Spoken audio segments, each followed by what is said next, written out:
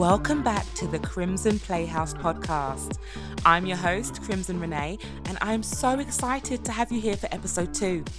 Today, we are diving into chapter 3 of The Velvet Muse, my serialized romance audiobook that brings you love, longing, and late night jazz in the heart of Baywood Heights. But before we get into today's chapter, let's do a quick recap of what's happened so far.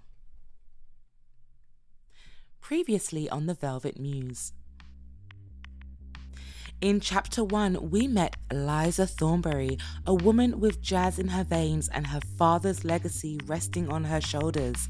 After leaving Los Angeles behind, she returned home to Baywood Heights to revive her late father's iconic jazz club, the Velvet Muse. But the past still lingers, especially in the form of Mason Harris, the ex-fiancé who broke her heart and never quite left her world. In chapter 2, we saw Liza wrestling with old wounds and new pressures. With the club's grand reopening approaching, she's determined to prove herself, but Mason's presence keeps stirring emotions she isn't quite ready to face. Now in chapter 3, tensions continue to rise as Mason has something he needs to get off his chest. But alright, it's time to settle in, grab your favorite drink, get comfortable, and let's step into the world of the Velvet Muse together. This is chapter 3.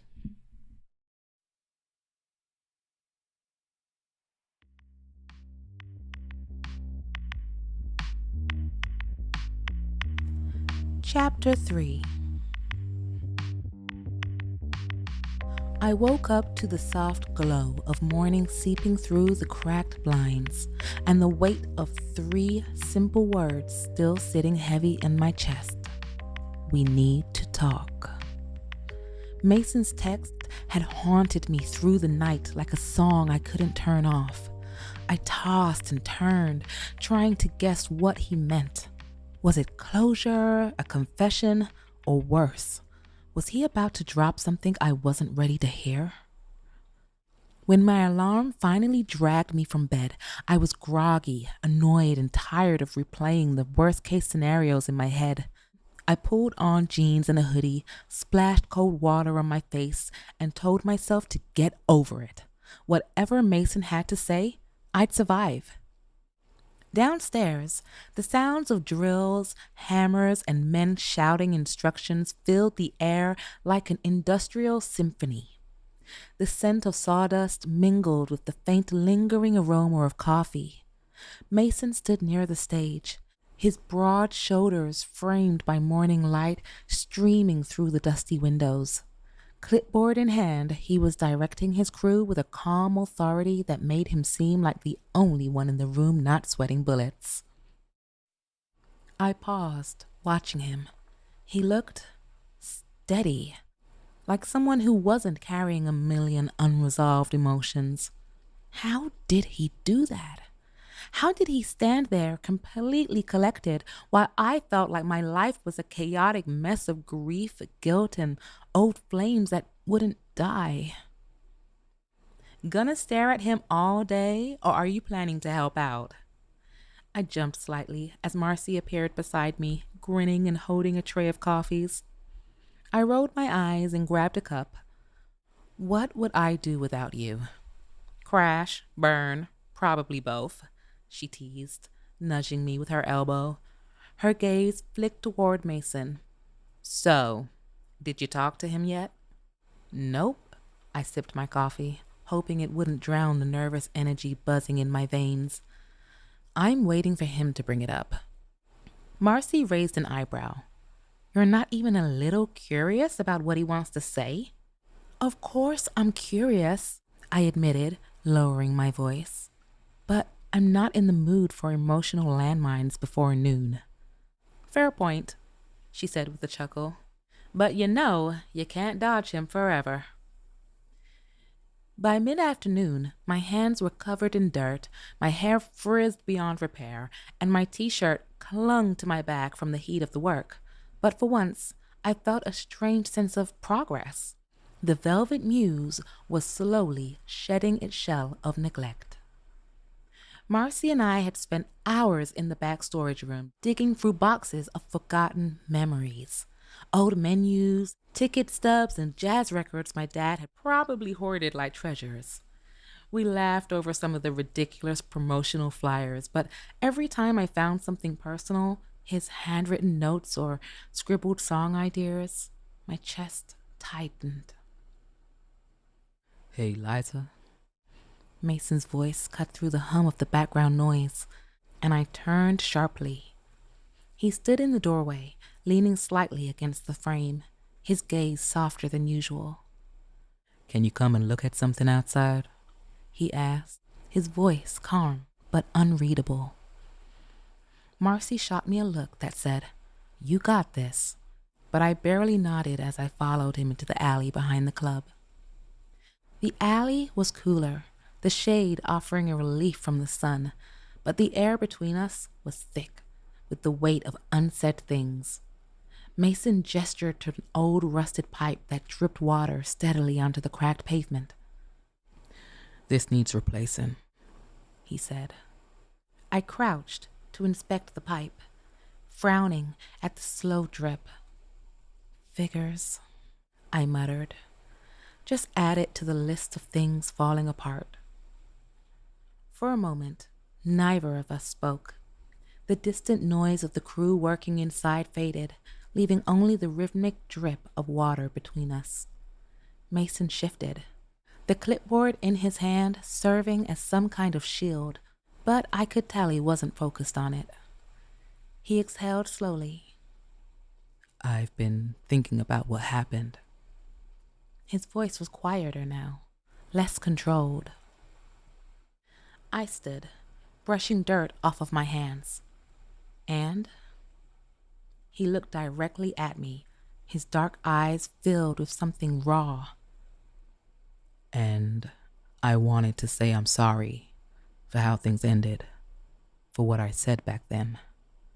I've been carrying that around for a long time." The sincerity in his voice disarmed me.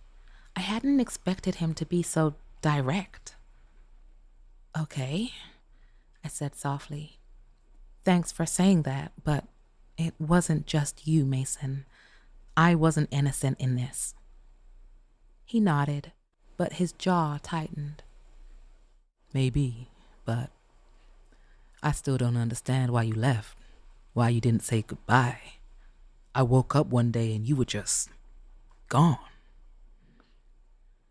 The resentment simmering beneath his words hit me like a punch. I swallowed hard. "I was hurt. You and my dad. I felt like I didn't belong here anymore. Leaving was the only option I saw." Mason ran a hand over the back of his neck, exhaling sharply. "Do you know how many nights I stayed up wondering if you were okay? If you were happy?" His voice cracked, just slightly, before he steadied himself. "I cared about you, Liza. I still do." His words hung in the air, and for a moment I forgot how to breathe. I wanted to ask if he had thought about me as much as I'd thought about him, but something in his eyes, the way he looked at me like he was both angry and heartbroken, made me hesitate. "It didn't feel like you cared back then," I whispered. He winced. "I know, and I can't change that. But it doesn't mean I wasn't trying." He shook his head, as if frustrated with himself. "I don't know if I can forgive you for leaving." The honesty cut deeper than I expected, and I felt the sting of tears welling up, but I blinked them away. "I'm sorry, Mason. I really am." He nodded slowly, his gaze softening. I want you to be okay, that's all." "I am," I said, though I wasn't sure if it was true. We stood there, the silence between us heavier than any argument we could have had. Eventually, Mason gestured toward the club. I should get back inside. Yeah, I said softly. Me too. As the workday wound down and the golden haze of twilight spilled through the windows, I buried myself in yet another dusty box of forgotten memories. My fingers brushed against old concert flyers, each one a time capsule from when the Velvet Muse had been alive with laughter, music, and magic. I barely noticed Marcy's approach until she tapped me on the shoulder, her grin wide and her eyes dancing with excitement. "Come on," she said, grabbing my arm before I could protest. "I want you to meet someone." I stumbled after her, my curiosity piqued, but my mind still tangled in the mess Mason had left behind earlier. She led me toward the bar, where a man stood with a saxophone case slung over his shoulder. He was mid-conversation with one of Mason's crew, his deep, easy laugh cutting through the ambient noise like a melody in its own right. When he turned toward us, I was struck by the sheer magnetism of him. Tall, with freshly styled locks that framed his face, he had a presence that was impossible to ignore. Like the air bent just slightly to make room for him. His easy smile carried the kind of warmth that could melt any tension, and the casual way he stood, one hand resting lightly on his sax case, was pure confidence, effortless, unapologetic. "Liza, this is Maxwell Hayes," Marcy said, her tone brimming with pride. "He's a saxophonist making serious waves in the jazz world.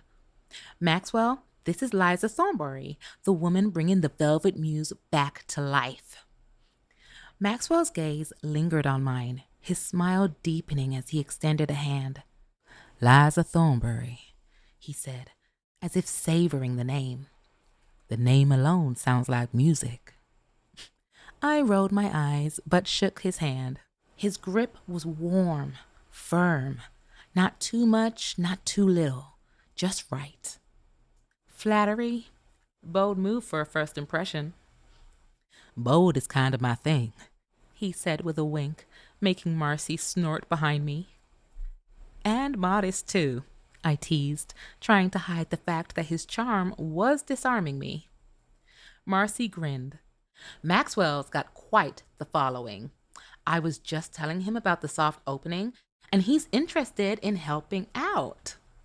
Maxwell nodded. "I'd love to perform here. A place like this deserves to shine again, and I'd be honored to be a part of that." His confidence threw me for a loop. He wasn't cocky, but he wasn't hesitant either. So different from the quiet, smoldering intensity Mason carried. Maxwell felt like a burst of sunlight after a storm, and I wasn't sure whether I wanted to bask in it or put up my umbrella. I hesitated before replying, unsure of what to say. "Well," I said finally, "we'll see. The place still needs a lot of work before it's ready for performances." "I've got time," he replied, smooth as silk. "Just let me know." As Maxwell moved to help Marcy stack a few old chairs, I felt the air shift behind me. I glanced over my shoulder and found Mason standing a few feet away. His gaze wasn't on me. It was locked on Maxwell. His expression wasn't angry, but there was something sharp about the way he looked at him, like he was analyzing every word Maxwell had just said. Then, without a word, Mason turned and walked toward the stage, picking up a heavy stack of wooden planks as if they weighed nothing. His movements were measured, controlled, but there was tension in the set of his shoulders that betrayed the storm brewing beneath the surface. Mason didn't say another word to me before he left that evening, but his presence lingered, haunting the edges of my mind like the last notes of a song you can't forget. Later, as the stars began to dot the night sky, Marcy and I sat on the stone wall outside the club. The air had cooled, and the rhythmic hum of the crickets filled the space between us. I leaned back, my fingers absent-mindedly picking at the label on my water bottle. "So," Marcy said, breaking the quiet, "how'd it go with Mason?" I sighed, my shoulders sagging under the weight of the question. "He apologized for everything, or at least for most of it." Her eyebrows shot up. "Wow, that's big." She paused, as if choosing her next words carefully. "I saw him when he came back in after you two talked. He looked affected, like he's holding himself together, but it's not as easy as he wants it to look." I blinked, her words catching me off guard. "You think so?" Marcy nodded. "I know so. Mason's not the type to wear his heart on his sleeve, but I've known that man long enough to see through his poker face. That conversation did something to him. He's just trying to figure out how to deal with it." I stared down at the bottle in my hands, twisting it back and forth. "I don't know," I admitted. "I'm glad he said it, but it doesn't magically fix everything. There is still too much history." "Of course," she said gently, nudging me with her elbow. "But it's a start." I nodded, my gaze drifting to the empty street ahead. A start. That's all it was. But a start of what? A reconciliation? Closure? Or something messier? Something that could unravel everything I was trying to rebuild? I didn't know. And maybe that uncertainty would have to be enough for now.